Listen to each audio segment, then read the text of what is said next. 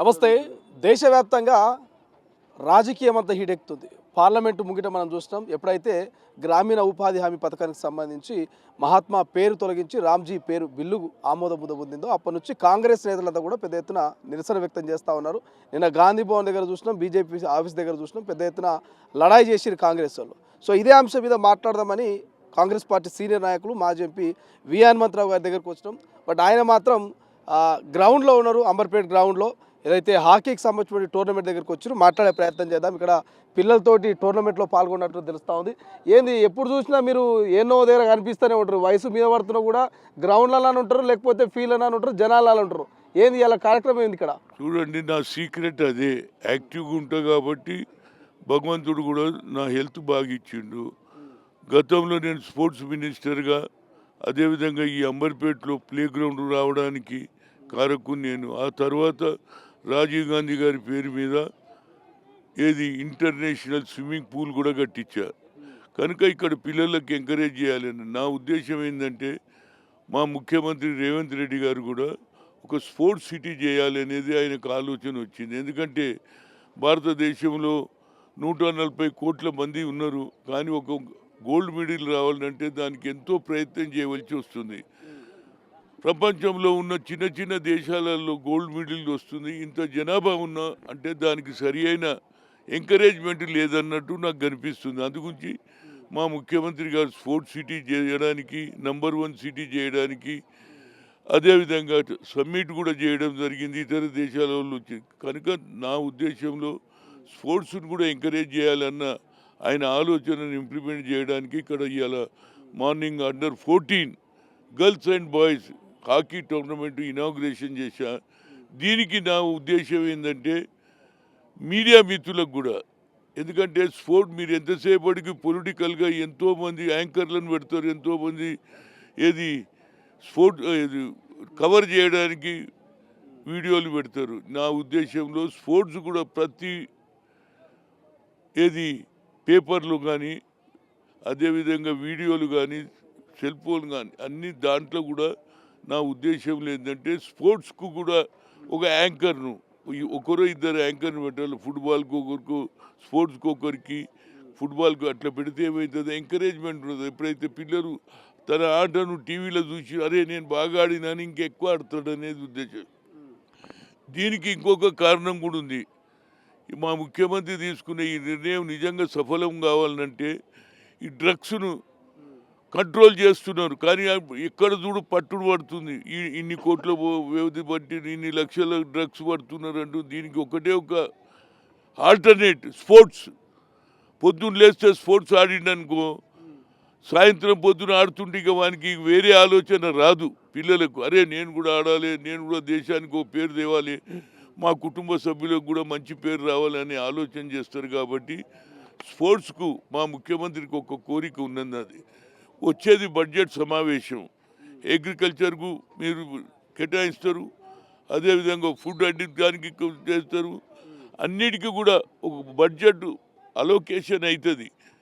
కానీ మా ముఖ్యమంత్రి ఎప్పుడైతే స్పోర్ట్స్ సిటీ పెడుతున్నాడో ఇనిషియల్గా స్పోర్ట్స్ కూడా ఎక్కువ సంఖ్యలో ఎక్కువ అమౌంట్ రిలీజ్ చేస్తే ప్రతి గ్రౌండ్లో పిల్లలు ఆడడం మొదలు పెడతారు. అదేవిధంగా కోచెస్ని కూడా పెట్టాలి. ఇప్పుడు మా శ్రీహరి అయ్యిండు, ఆయనకు కూడా నేను రిక్వెస్ట్ చేసి, ఇప్పుడే నాకు ఒక కంప్లైంట్ వచ్చింది. ఎవరైనా పిల్లలు వాలీబాల్ కానీ, కబడ్డీ కానీ, టెన్నికాయిడ్ కానీ, ఇతర గేమ్స్లలో సెలెక్షన్ అయిన తర్వాత ఈ షుడ్ గో టు ఏడుకోవాలి, గుజరాత్ పోవాలి, ఇంకోటి కేరళ పోవాలి. డబ్బులే ఇవ్వకపోతే ఎట్లా పోతారండి పేద ప్రజలు? దానికి ఇమీడియట్గా ఏదైతే పోతున్నారని తెలియంగానే ఇమీడియట్గా రిలీజ్ చేయాలి. దీనికి కారణం ఏంటంటే, రిలీజ్ చేయాలి అంటే మా ముఖ్యమంత్రి గారు కూడా ఈ స్పోర్ట్స్ అమౌంట్ పెంచాలి, ఈ వచ్చే బడ్జెట్లో ఎక్కువ సంఖ్యలో పెట్టాలి. ఎందుకంటే దీనికి నువ్వు పునాది వేస్తున్నావు, ఈ పునాది ఇక్కడనే మొదలు పెట్టాలి కదా.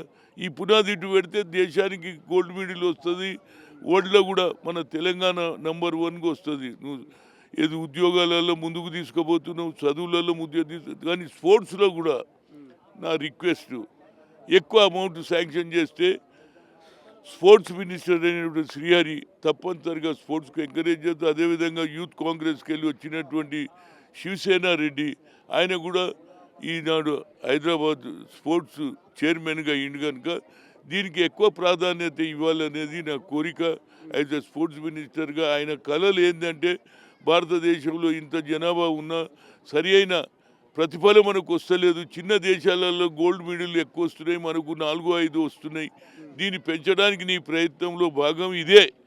రేపు బడ్జెట్లో ఎక్కువ అమౌంట్ పెడితే మా పిల్లలు ప్రతి ఏదైతే గ్రౌండ్లలో కోచెస్ వస్తారు, పిల్లలకు ఎంకరేజ్మెంట్ ఉంటుంది. ఆ ఎంకరేజ్మెంట్ తోటి ఇతర రాష్ట్రాలలో ఏది మన పిల్లల డెలిగేషన్ పోతే వాళ్ళకి ఇమీడియట్గా దాని గురించి తిరగొద్దు. ఇవాళ ఇంత పోతున్నారంటే వాళ్ళు పోవడానికి రావడానికి ఖర్చులు కూడా ఇమీడియట్గా రిలీజ్ చేస్తే పిల్లలు కూడా సంతోషం, అరే మా గవర్నమెంట్ చేస్తుందా, నేను పోయి వచ్చిన. కానీ వాడు జోబులకి వెళ్ళి ఎడబెడతాడు. నిరుపేదలైన పిల్లలకు కూడా టాలెంట్ ఉన్నది, కానీ టాలెంట్ని ఎవరు ఉపయోగించుకోవాలి? ప్రభుత్వం. ఆ టాలెంట్ ఉపయోగించాలంటే డబ్బు పెట్టాలి. డబ్బు పెడతారే నేను పోయి వచ్చిన అంటే వాడు జోబులో పైసలు పెట్టుకొని. ఇప్పుడు హాకీ ఉన్నది, క్రికెట్కి అయితే చాలా క్రేజీ ఉన్నది అనుకో. మిగతా గేమ్లు మొన్నటి వరకు మన కబడ్డీని ఎవరు చూడలే, కానీ ఇలా కబడ్డీలో కూడా ప్రతి ఒక్కరు కూడా ముందుకు వస్తున్నారు. అదేవిధంగా హాకీలో రావాలి. ఒకప్పుడు హాకీ నెంబర్ 1 ఉండే మన భారతదేశంలో, అది వెనుకబడుతుంది. ఎందుకు వరకు ఇప్పుడు ముందుకు పోతుంది, కానీ అది కేవలం యూపీ వరకు, కేరళ వరకు, వెస్ట్ బెంగాల్ వరకు కాదు, అన్ని రాష్ట్రాలలో వాళ్ళే. అందులో మా ముఖ్యమంత్రి నెంబర్ 1 సిటీలో ముందుకు తీసుకుపోవాలని ఉంటే స్పోర్ట్స్కు ఎంకరేజ్ చేయమని నేను కోరుతున్నా. ఈ బడ్జెట్లో ఎక్కువ శాతం బడ్జెట్ పెడితే మా పిల్లలకు కూడా బాగా భవిష్యత్తు ఉంటుంది అనేది నా ఉద్దేశం.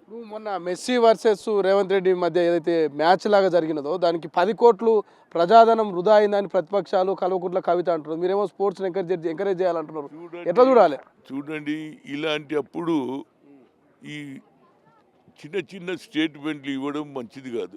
అది కాదు, ఒక చిన్న పిల్లలకి ఎంకరేజ్ చేయడానికి ఒక మ్యాచ్ అయింది. వాడు ఏం చేస్తాడు, అరే నేను కూడా ఆడినని వాంతరంగా ఉన్నటువంటి చిన్నపిల్లలకు కూడా స్పోర్ట్స్ మీద ఎంకరేజ్ కావాలన్న ఉద్దేశంతో మా ముఖ్యమంత్రి తన మన్మన్తో కూడా ఆడిపించిండు. ఫుట్బాల్ ఎట్లా ఆడాలి, ఆయన ఏది బ్రెజిల్ ఆటగాడు వచ్చిండు కదా మెస్సీ, వస్తే మెస్సీతోటి కూడా ఆడిపించిండు. దీంతో ఏమైంది, అరే నేను కూడా ఆడాలిరా అని ఆలోచన రావడానికి ఆయన ఒక అడుగు ముందుకేస్తే దాన్ని కూడా కాంప్లికేటెడ్ చేయడం మంచిది కాదు.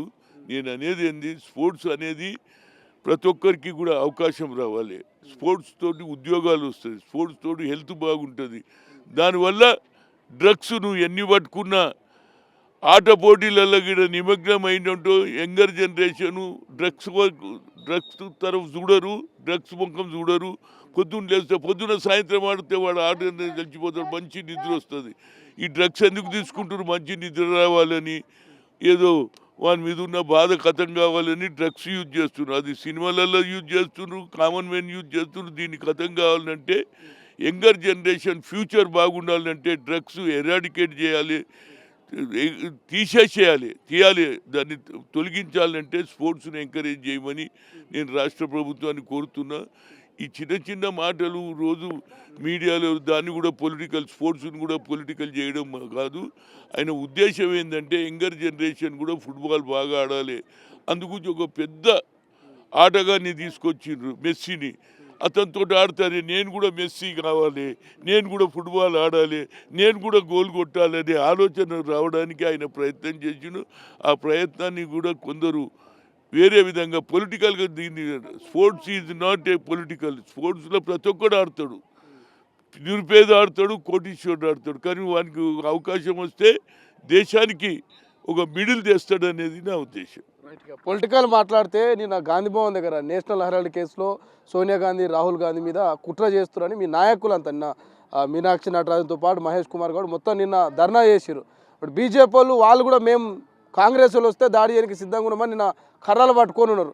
ఏం చెప్తారు ఈ కేసుల మీద, ఈ దాడుల మీద? చూడండి, అది ఆ కర్రలు పట్టుకున్న వాళ్ళు ఎవరు కాదు, ఆర్ఎస్ఎస్ కార్యకర్తలు. వాళ్ళకు లాఠీ తిప్పడం మొదటి నుంచే నేర్పించారు. మమ్మల్ని కొడదాం, అరే మేము కొట్టడానికి రాలేదురా పోయి, మేము ప్రొటెస్ట్ చేయడానికి వచ్చినాం అంతే.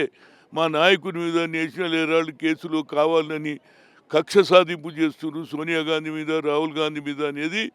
ఏది మన బాధను చెప్పడానికి తెలవడానికి మా నాయకుడి మీద ఎందుకు ఇలాంటి కేసులు పెడుతున్నారు, ఎందుకు కావాలని ఒక నాయకుడిని కించపరుస్తున్నారు. అదేవిధంగా ఆఖరుకు మహాత్మా గాంధీని కూడా కించపరుస్తున్నారండి. మహాత్మా గాంధీ దేశం గురించి ఏది భారతదేశాన్ని ఒక కట్టె లేకుండా ఒక తుపాకీ లేకుండా తెచ్చిండా లేదా? అలాంటి నాయకుని పేరు కూడా మేము మహాత్మా గాంధీ రోజ్గార్ యోజన పెడితే దాంట్లో కూడా ఆయన పేరు తీసేసి రామ అంటారు. అదే రాముడు ఉన్నాడు రాబాయ్, నీకున్నాడు, నాకున్నాడు, నిరుపేదకున్నాడు, కోటీశ్వరుకున్నాడు. రాముడు లేడని కాదు, రాముడు భగవంతుడు ఎవరికి సాయం చేయాలనో చేస్తాడు. కానీ ఇవాళ మీరు ఒక నాయకుడు ఆయన పేరు మీద గ్రామాలలో ఆనాడు సోనియా గాంధీ గారు, మన్మోహన్ సింగ్ ఒక మంచి కార్యక్రమం తీసుకున్నారు. ఎండాకాలం వస్తే పనులు ఉన్నాయి, వర్షాలు ఉన్నాయి, ఏది పొలాలలో పోయి పనిచేసే అవకాశం ఉంటుందని గ్రామీణ రోజ్గార్ యోజన పెడితే ఆయన పేరు మీద పెడితే మహాత్మా గాంధీ ఏం తప్పు చేసిండ్రా బాబు? దేశానికి స్వాతంత్రం ఇవ్వడం తప్ప, లేకుంటే దేశాన్ని బ్రిటిష్ వాళ్ళని పంపించడం? గొప్ప వ్యక్తిని జాతిపితనే అవమానం చేస్తారు ఎందుకు? ఆ పేరులో ఉంటే మీకు ఏం నష్టం ఉన్నది? అంటే గతంలో పండిట్ జవహర్లాల్ నెహ్రూ గారు మొట్టమొదటి ప్రధానమంత్రి, ఆయనను కించపరుస్తారు, ఆయనను తక్కువ చేసి చూపిస్తారు. ఆ తర్వాత ఈ భారతదేశానికి రాజ్యాంగం రాసినటువంటి బాబాసాహెబ్ అంబేద్కర్ను కూడా ఫ్లోర్ ఆఫ్ ది హౌస్లో పార్లమెంట్లో దేశానికి హోమ్ మినిస్టర్ అయిన అమిత్ షా అవమానం చేసినా లేదా? 6 సార్లు ఆయన పేరు ఎత్తుతాడు. ఈయన పేరు ఎందుకు, దేవుని పేరు అన్న మీకు లాభం ఉంటుంది. అరే దేవుడురా మాకు, నీకు తెలియదేమో. ఆనాడు బావుల దగ్గర ఓడియలే, గుడ్లలోకి ఓడియలే. అరే ఎస్సీ వస్తున్నాడు, మాది ఆయన వస్తున్నాడు, మాల ఆయన వస్తున్నాడు, దూరం పెట్టినరా లేదా? తాగడానికి నీళ్ళు ఇయ్యలే. అలాంటి ఆలోచన ఉన్నటువంటి ఆ రోజులలో చేంజ్ తీసుకొచ్చిండు. ప్రతి ఒక్కడు కూడా మానవుడే. అదేవిధంగా బాబాసాహెబ్ అంబేద్కర్ రాజ్యాంగంలో రాసిండు, కోటీశ్వరునికి ఒకే ఓటు, పేదవానికి ఒకే ఓటు అన్నాడు. బావుల దగ్గర పోతున్నారు, గుళ్ళల్లోకి పోతున్నారు. ఇవాళ అలాంటి వ్యక్తిని కూడా అవమానం చేస్తారు. ఇక మిగిలింది ఎవరు? ఇవాళ మహాత్మా గాంధీని కూడా అవమానం చేసిండ్రా లేదా? దీని మీద తప్పనిసరిగా ప్రతిఫలం ఉంటుంది. ఈ రోజ్గార్ యోజన గాంధీ పేరుంటే ఏం తప్పున్నది? ఎంతసేపటి రామ్ రామ్ మీకు ఒక కుటిలమైనటువంటి ఆలోచన ఉన్నది. ఈ దేశం భారతదేశం సెక్యులర్ దేశం. ఆనాడు బ్రిటిష్ వారు వెళ్ళిపోయేటప్పుడు మన భారతదేశం పాకిస్తాన్కి ఇచ్చారు. అది ఫండమెంటల్ దేశం, అది ముస్లిం దేశం. మాది ముస్లిం దేశం కాదు. హిందూ, ముస్లిం, సిక్, ఇసాయి అందరు ఉంటారు. ఇక్కడ ప్రతి ఒక్కరికి ఒక దేవుడు ఉంటాడు. పేదవానికి ఎల్లమ్మ పూజ చేస్తాడు, ఇంకోటి ఈశ్వరుని పూజ, ఇంకోటి రాముని పూజ చేస్తాడు. కానీ అందరికీ సహోదరికి యేసుక్రీస్తు పూజ చేస్తారు. అందరం సమానం ఉన్నదంటే దాన్ని విడగొట్టి ఓట్ల గురించి భారతదేశంలో హిందూ దేశం చేయాలనే ప్రయత్నం చేస్తున్నారు. అది ఎన్నడూ జరగదు. మీరు ఎన్ని కుతంత్రాలు చేసినా సోనియా గాంధీ మీద కేసులు పెడతారు. రాహుల్ 60 ఎంతమంది దగ్గర లేదా? బ్యాంకులను దోషేసుకొని కోట్ల రూపాయలు గడించినట్టు అదానీ అంబానీల మీద కేసు ఎందుకు పెట్టారా బాబు మీరు? కేవలం రాహుల్ గాంధీ అదో అన్నాడు, నేషనల్ హెరాల్డ్ పేపర్ ఆనాడు నడిచినటువంటి పేపర్ జీతాలు లేక అది లేక దానికి కూడా వాళ్ళు డబ్బులు తినేసిండ్రు. ఎవడు తినలేదు? మీ దగ్గర ఉన్నటువంటి ఎంపీలు ఎంతమంది బ్యాంకులను ముంచిన వాళ్ళు ఉన్నారు. మా రాష్ట్రంలోనే తెలుసు. వాళ్ళ పేర్లు ఎందుకు చెప్పాలి? బ్యాంకును ముంచారు, మీ పార్టీలో రాగానే కేసు ఆగిపోయింది. ఇక ఇలాంటి కుతూహలం చేస్తున్నారు. ఏదైనా మహాత్మా గాంధీ గారికి చేసిన ఏదైతే అవమానం భరించరానిది, జాతిపితకే అవమానం జరిగితే మా అటువంటి వాళ్ళకి ఎన్ని అవమానాలు జరుగుతుంది. అందుగురించి తప్పనిసరిగా ఏది పార్లమెంట్లో ప్రియాంక గాంధీ, మల్లికార్జున్ ఖర్గే, వేణుగోపాల్ ఫైట్ చేస్తున్నారు. మా పార్లమెంట్ మెంబర్లు మేము కూడా రేపటి నుంచి రేపే ఏది మహాత్మా గాంధీ స్టాచ్యూ ఎక్కడుంది? గాంధీ హాస్పిటల్ ముందుంది. రేపు పొద్దున 10:30 నుంచి మేము అక్కడనే ఏది ధర్నా చేసి దేశ ప్రజలకు తెలియాలి మహాత్మా గాంధీకి అవమానం ఎందుకు జరగాలి, వీళ్ళ రోజ్గార్ యోజన పేరును ఎందుకు తీసేసిందని తప్పనిసరిగా గ్రామాలలో మా పిసిసి ప్రెసిడెంట్ ఒక కార్యక్రమం తీసుకున్నాడు.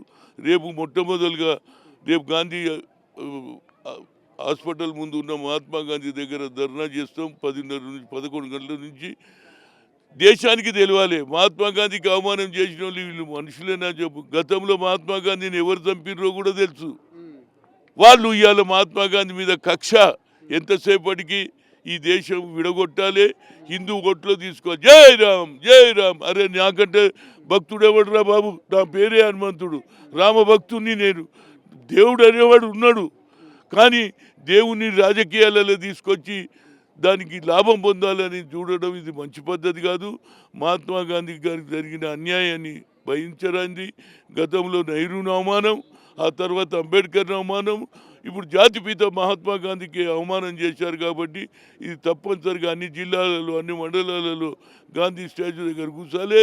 తప్పనిసరిగా ఈ ఈ పేరు ఎందుకు తీయవలసి వచ్చిందో మాకు చెప్పండి. ఎందుకు గాంధీ పేరుంటే ఏమన్నా ఆయన ఉగ్రవాది? అరే దేశానికి స్వాతంత్రం తెచ్చిన ఇంత చిన్న పిల్లవాడు ఏది 4వ తరగతి చదివేటువంటి అడిగిన గాంధీ అంటే జాతిపిత అంటాడా లేదా? అలాంటిది కూడా వీళ్ళు మారుస్తున్నారు.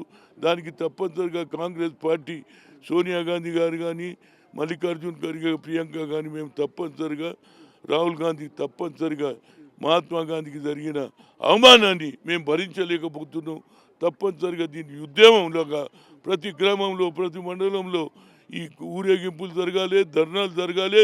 ఈ ప్రభుత్వానికి ఏది ఒక చెంపదెబ్బ పెట్టే రోజు వస్తుంది. తప్పనిసరిగా ప్రజల్లో తిరగబడే రోజు వస్తుంది. అందుగురించి ఈ మాకున్న వారికి ఉన్నటువంటి అభిమానం, వారికి ఉన్న ప్రజలు ఉన్న ఆప్యాయత దాన్ని చెడగొట్టడానికి ఇవాళ కావాలనే ఈ మహాత్మా గాంధీ రోజ్గార్ యోజనను పేరు తీసేసింది. కాబట్టి దాని మీద ఉద్యమం కొనసాగిస్తాం. రైట్. 8,333 పంచాయతీ ఎన్నికల్లో కాంగ్రెస్ పార్టీ సొంతం చేసుకున్నది. ఒక 3-4 వేలు బీఆర్ఎస్కి వచ్చినట్టున్నది. బట్ అయినప్పటికీ హరీష్ రావు మాత్రం చెప్తున్నాడు, సర్పంచ్ ఎన్నికల్లో ప్రచారం చేసిన 90% కూడా సర్పంచ్ ఎన్నికల సీటు గెలుచుకోలేకపోయింది. సీఎం రేవంత్ ఫ్రస్ట్రేషన్ ఫీల్ అవుతున్నాడు. ఆయన పదవి ఎప్పుడు ఉంటుందో ఎప్పుడు పోతుందో అని అంటున్నాడు. ఏం చెప్తారు ఈ ఎలక్షన్స్ మీద? చూడండి, ఇది పొలిటికల్ గేమ్ అండి. ఇవాళ ప్రజలు ఓట్లు వేసినా లేదా? మీరు చాలా గొప్పలు చెప్పి మేమే గెలుస్తాం ఇవాళ దానికి ప్రజలు మేము ఈ 2 ఏళ్లలో ఇచ్చినటువంటి ఏవైతే మాట నిలుపుకున్నాం, ప్రజలకు ఇచ్చినటువంటి హామీలు నిలబెట్టుకున్నాం. కాబట్టి ప్రజలు మాకు ఓటు. మీకెందుకు వేయలేదురా బాబు? మీరు 10 ఏళ్ళున్నా మీకు మళ్ళీ 50% ఏది బిలో 40% వచ్చినాయి. ఇంకా సిగ్గు లేకుండా, ఉద్యమం ఆలోచన లేకుండా కేవలం రేవంత్ రెడ్డి ఇచ్చిన హామీలు, సోనియా గాంధీ ఇచ్చిన హామీలు అన్నీ పూర్తి చేసినారు. కాబట్టే వైట్ కార్డు ఇచ్చినాం, అన్నీ చేసినాం. దొడ్డు బియ్యం వేసి సన్న బియ్యం ఇచ్చినాం, ప్రజలకు ఉద్యోగాలు కూడా ఇస్తున్నాం. ఇవన్నీ కూడా మేము చేస్తున్నా. అవి తెలుసుకొని ప్రజలు మాకు ఓటేశారు. ఎందుకు వేసారంటే కాంగ్రెస్కి వేస్తేనే మనకు న్యాయం జరుగుతుంది, ఇచ్చిన వాగ్దానాలు నిలబెడుతున్నాడు రేవంత్ రెడ్డి. కాంగ్రెస్ పార్టీకి సోనియా గాంధీ నాయకత్వాన్ని బలపరచాలన్న ఉద్దేశంతో మాకేస్తే దానికి కూడా అయిపోయింది. ఈయన ఇక రేపే ఎవడు దిగిపోతాడు రా భయ్? మీరు ప్రజలలో 10 ఏళ్ళు మీకు అవకాశం ఇచ్చినా ఎందుకు ఓడిపోయినరనేది దాన్ని విశ్లేషణ చేస్తలేరు. మేధో మదనం పెట్టుకోమని అంటున్నా. ఎంతసేపటికి మమ్మల్ని తిడుతుంటే రోజు పేపర్లు వస్తే తెల్లారి అది చిత్తు కాగితం అవుతుంది. ఏది రేషన్ షాపుల చక్కెరనో లేకుంటే ఏది పప్పు కట్టించేది అవుతుంది. కనుక ఇవి మానుకో.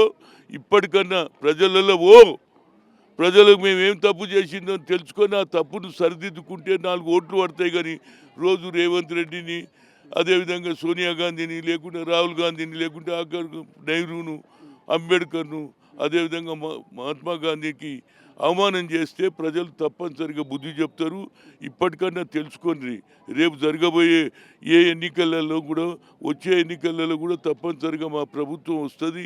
ఎందుకంటే ఎంపీటీసీ జెడ్పీటీసీ ఎన్నికలన్నా ఈ 42% రాజ్యాంగబద్ధంగా చట్టబద్ధంగా అమలు అవుతుందా, లేకపోతే అది పంచాయతీ ఎన్నికలనే తుతు మాత్రంగా నడుస్తుంది? దాని గురించి మా ప్రయత్నం చేస్తున్నాం. ఆల్రెడీ మొన్న ఢిల్లీలో నేను మహేష్ కుమార్ గౌడ్ పోయాము. తప్పనిసరిగా రాహుల్ గాంధీ గారు ఈ వచ్చే ఏదైతే బడ్జెట్ సమావేశంలో తప్పనిసరిగా వాళ్ళు పెట్టడానికి వ్యతిరేకం చేసినా తప్పనిసరిగా ఆయన పెట్టిస్తాము. ఏది ప్రైవేట్ మెంబర్ బిల్ పెట్టించి 9th షెడ్యూల్లో పాస్ అయితేనే మాకు న్యాయం జరుగుతుంది. కోర్టులు ఎట్లనైనా మాకు వ్యతిరేకం ఉన్నాయండి. మొదటి నుంచి చెప్తున్నాం. రాహుల్ గాంధీ అన్నాడు కదా, 90% మందికి అన్యాయం జరుగుతుంది, 10% ఎంజాయ్ చేస్తున్నారు.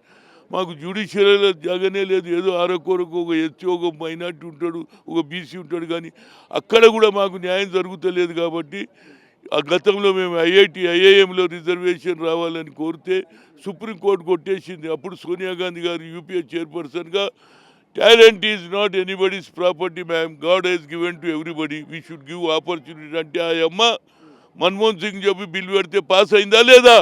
ఇవాళ మా పిల్లలు 1,20,000 జీతం సంపాదించారు ఐఐటీలో, All India Institute of Medical Science. అది మేము చేసినాము. అదే ప్రధానమంత్రి తనకు తానే ఓబీసీ అంటాడు కానీ ఏం చేయడు. కనుక ఇక్కడ కులగన జరిగింది. ఆ కులగన ప్రకారంగా 42% గురించి పార్లమెంట్లో బిల్లు పెడితే ఎవడు మాకు వ్యతిరేకం? ఎవడు గెలిచినా, ఏ నాయకుడు గెలిచినా బీసీ, ఎస్సీ, ఎస్టీ, మైనార్టీ ఓట్లతో మీరున్న సంఖ్య ఎంతరా బాబు? 10% రిజర్వేషన్ తీసుకున్నారు. మేమేమనలే మీకు వ్యతిరేకం. ఇవాళ మాకెందుకు వ్యతిరేకం చేస్తున్నారు? కనుక ఇది ఓబీసీ ఎంపీసీ కన్వీనర్గా ఆ రోజులలో మేము సాధించినాం. ఏది ఇప్పుడు సాధిస్తారా? ఇప్పుడు ఎంపీడీ జెడ్పీడీసీ 42% రాజ్యాంగబద్ధంగా చట్టబద్ధంగా ఆమోదం పొందినాకనే ఎన్నికలకు పోతారా, లేకపోతే అంతకు ముందే పార్టీ పరంగా ఇస్తారా టికెట్లు? మొదటి ప్రయత్నం అదే మాది. సమయం ఉన్నది, ఎందుకంటే కోర్టు జడ్జి చేసేసింది కాబట్టి. రేపు పార్లమెంట్లో ఏది 9th షెడ్యూల్లో పెడతాడు ప్రైవేట్ వీలు. రాహుల్ గాంధీకి తోటి పెట్టిస్తాం తప్పనిసరిగా. దానికి రేవంత్ రెడ్డి, మహేష్ కుమార్ అందరం కూడా ప్రయత్నం చేస్తున్నాం. యావత్ భారతదేశంలో ఎవరు చేయని పని చేసిన కులగన జరిపింది ఒక్కడే, అది తెలంగాణలో. ఎందుకంటే రాహుల్ గాంధీ కన్యాకుమారి నుంచి కాశ్మీర్ వరకు నడిచిన we come to the we conduct caste wise census, జితిన హిస్సేదారి యుతి భాగీదారి అన్నాడు. కాబట్టి మొదలు ఇంప్లిమెంట్ చేసిన మన రాష్ట్రం, ఈ రాష్ట్రంలో ఎవరు చేయలేదు. కనుక దాని గురించి అయితే ఓబీసీ ఎంపీసీ కన్వీనర్గా, మాజీగా తప్పనిసరిగా నా ప్రయత్నం చేస్తాం. ఎందుకంటే బడుగు బలహీన వర్గాలకు అన్యాయం జరిగితే మేము ఊరుకోలేము. అది ఆలోచన ఇందిరాగాంధీది ఉండే, అదేవిధంగా రాజీవ్ గాంధీది ఉండే, ఇవాళ రాహుల్ గాంధీది ఉండే. దాని ప్రయత్నం మేము కొనసాగిస్తాం. రేపు జరగబోయే ఎన్నికల్లో తప్పనిసరిగా 42% సాధించడానికి మేము శాయశక్తులు కృషి చేస్తాం. వచ్చే ఈ బడ్జెట్ సమావేశంలో తప్పనిసరిగా రాహుల్ గాంధీతో పెట్టియడానికి ఆల్రెడీ నేను లెటర్ కూడా రాశాను. అదేవిధంగా మల్లికార్జున్ ఖర్గే కూడా చెప్పాము, అందరం చెప్పాము. నేనే కాదు, అందరూ మినిస్టర్లు, సీఎం కూడా పోయి ఢిల్లీలో ధర్నా చేశాడు, ఇక్కడ బిల్ పాస్ చేశాడు. ఆర్డినెన్స్ తీసుకొస్తే కోల్డ్ స్టోరేజ్లు వేసేస్తారు. అంటే బీజేపీకి బీసీలకు న్యాయం చేయాలి అనే ఆలోచన లేదు. కాబట్టి 9th షెడ్యూల్లో పెడితేనే మాకు న్యాయం జరుగుతుందని నేను శాయశక్తుల తప్పనిసరిగా ప్రయత్నం చేస్తాం. అదేవిధంగా రేపు వచ్చే దాంట్లో కూడా అత్యధిక మెజార్టీ పనిచేసే వారికే ఓటేస్తారు, ఇచ్చిన హామీ నిలబెడుతున్నారని మా నమ్మిక మీద ఏదైతే ప్రజలు ఓట్లు వేసిండ్రో, ఎక్కువ సంఖ్యలో హయ్యెస్ట్ మెజార్టీ వచ్చినటువంటి ఓటర్లు, మా గెలిపించినటువంటి ఓటర్లకు నా హృదయపూర్వక ధన్యవాదాలు. ఫ్యూచర్లో కూడా బడుగు బలైన వర్గాలు తప్పనిసరిగా కాంగ్రెస్కే మద్దతు ఇస్తారనేది నా ఉద్దేశం. చివరిగా ఒక ప్రశ్న, ఈ పార్టీ ఫిరాయింపు ఎమ్మెల్యేలు ఎవరైతే 5 మంది ఉన్నారో 5 మందికి స్పీకర్ క్లీన్ షీట్ ఇచ్చాడు. సో వాళ్ళు బీఆర్ఎస్ పార్టీ నాయకులే, వాళ్ళ మీద అనర్హత వేయట్లేదని చెప్పారు. సో బట్ బీఆర్ఎస్ వాళ్ళు మాత్రము స్పీకరు రాజ్యాంగాన్ని తుంగలో దొక్కిండు, రాజ్యాంగాన్ని వ్యతిరేకంగా ఇవాళ తీర్పిచ్చిన అనేది వాళ్ళు కామెంట్ చేస్తున్నారు. ఏం చెప్తారు? సరే, దీని మీద వాళ్ళు కూడా ఇదే అంటున్నారు, బీజేపీ వాళ్ళు అంటున్నారు. కనుక మీ నేషనల్ లెవెల్ ఉన్నది కదా, యాంటీ డిఫెక్షన్ బిల్ దే మా రాహుల్ గాంధీ అన్నాడు. అది వస్తే పంచాయతీ ఉండదు కదరా బాబు. లేకుంటే ఆయారం గైరం ఆయన ఎందుకు చేసిండో నేను చెప్పలేను. ఆయన దగ్గర సరి అయిన సమాధానం ఇవ్వలేదు, సరి అయిన దొరకలేదు అంటున్నారు.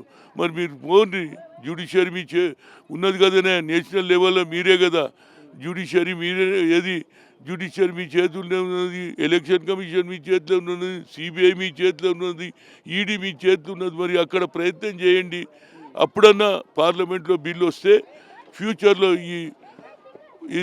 ఈ ప్రజలు కాంగ్రెస్కి వెళ్ళి ఓటు వేపిస్తే అందులో పోవడం, అందులోకి వెళ్ళి ఇంట్లో రావడం, ఇవన్నీ కూడా ఆగడానికి కేవలం యాంటీ డిఫెక్షన్ బిల్ వచ్చి పాస్ అయిన రోజు ఇలాంటి దౌర్జన్యం జరగదు. తప్పనిసరిగా కోర్టు ఏ నిర్ణయం తీసుకుంటే వాళ్ళని కోర్టుకు పోయి తీసుకొస్తే మంచిదే, మేమందరం సంతోషపడతాం. ఎందుకంటే తప్పు జరిగిందా లేదా అనేది అది స్పీకర్ గారి ఆలోచన. వాళ్ళు ఇచ్చిన